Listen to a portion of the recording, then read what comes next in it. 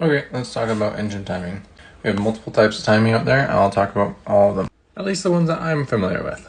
So obviously you need two types of timing in order for an engine to run. You need your ignition and you need your valve timing.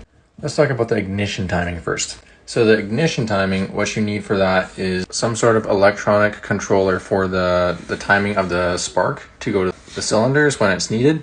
And so you have that kind of timing. That kind of timing can be controlled by a distributor back before the 2000s. And then you have the ECUs. The ECUs can be really tricky if you're trying to get the perfect combination for performance and durability. Talk to some guys in Red Deer about that, the HP Tune kind of guys. It's not my kind of thing right now, but it's definitely a world I'd like to check out. There's ECU and distributor timing, so electronic spark timing, and then there is the valve timing. Man, I look tired.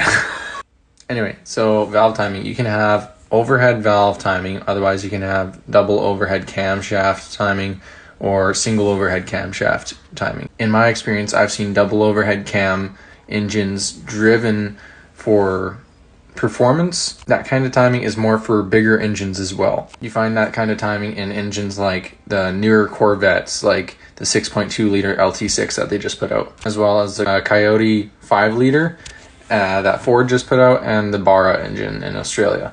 You also have variable camshaft timing and variable valve timing. And so that can determine whether you have a cam phaser at the end of the cams. They're both actuated with either electronics or hydraulics. All in all, you need both things for the engine to run.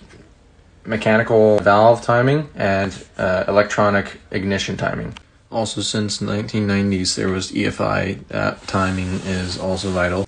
EFI basically is the electronic fuel injection timing, and so basically what that is a crank position sensor, which is right beside the crankshaft, showing the computer, the ECU, what point of the engine cycle is right to fire fuel into the actual cylinder.